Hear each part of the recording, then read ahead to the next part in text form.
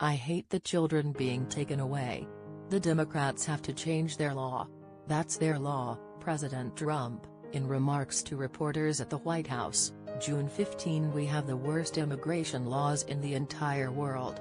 Nobody has such bad and actually, in many cases, such horrible and tough. You see about child separation, you see what's going on there, Trump, in remarks at the White House, June 18. Because of the Flores consent decree and a Ninth Circuit Court decision, ICE can only keep families detained together for a very short period of time, Attorney General Jeff Sessions, in a speech in Bozeman, Montana, June 7. It's the law, and that's what the law states, White House Press Secretary Sarah Huckabee Sanders, at a news briefing, June 14. We do not have a policy of separating families at the border.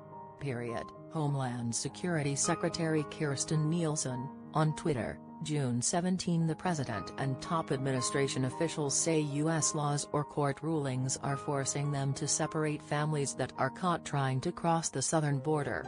These claims are false. Immigrant families are being separated primarily because the Trump administration in April began to prosecute as many border crossing offenses as possible. This zero-tolerance policy applies to all adults, regardless of whether they cross alone or with their children. The Justice Department can't prosecute children along with their parents, so the natural result of the zero-tolerance policy has been a sharp rise in family separations.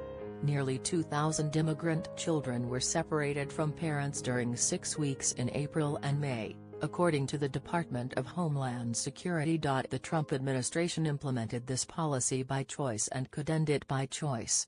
No law or court ruling mandates family separations. In fact, during its first 15 months, the Trump administration released nearly 100,000 immigrants who were apprehended at the U.S.-Mexico border, a total that includes more than 37,500 unaccompanied minors and more than 61,000 family members. Children continue to be released to their relatives or to shelters. But since the zero-tolerance policy took effect, parents as a rule are being prosecuted. Any conviction in those proceedings would be grounds for deportation. We've published 2 fact checks about family separations, but it turns out these Trumpian claims have a zombie quality and keep popping up in new ways. In the latest iteration, Homeland Security Secretary Kirstjen Nielsen tweeted and then said at a White House briefing that the administration does not have a policy of separating families at the border. This is Orwellian stuff. Granted, the administration has not written regulations or policy documents that advertise, "Hey, we're going to separate families." But that's the inevitable consequence, as Nielsen and other Trump administration officials acknowledge. Operationally, what that means is we will have to separate your family, Nielsen told NPR in May. That's no different than what we do every day in every part of the United States when an adult of a family commits a crime. If you as a parent break into a house, you will be incarcerated by police and thereby separated from your family. We're doing the same thing at the border. Although we've fact-checked these family separation claims twice, we hadn't had the opportunity to assign a Pinocchio rating yet. We'll do so now. The facts: since 2014. Hundreds of thousands of children and families have fled to the United States because of rampant violence and gang activity in El Salvador, Guatemala, and Honduras. U.S. laws provide asylum or refugee status to qualified applicants, but the Trump administration says smugglers and bad actors are exploiting these same laws to gain entry. Nielsen says the government has detected hundreds of cases of fraud among migrants traveling with children who are not their own.